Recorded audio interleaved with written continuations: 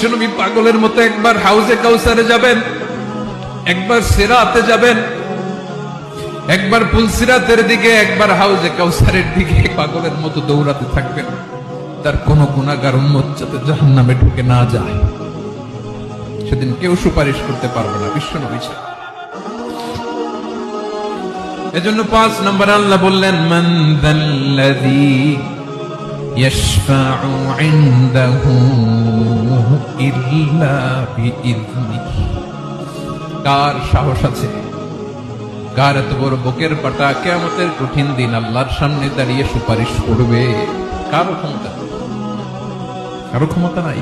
বিশ্বনবী সেদিন সিজদায় পড়ে উম্মতের জন্য কাঁদবেন, সবাই কাঁদবে, নফসি নফসি, আল্লাহ আমারে বাঁচাও, আল্লাহ আমারে বাঁচাও। বিশ্বনবী বলবেন, উম্মতি উম্মতি।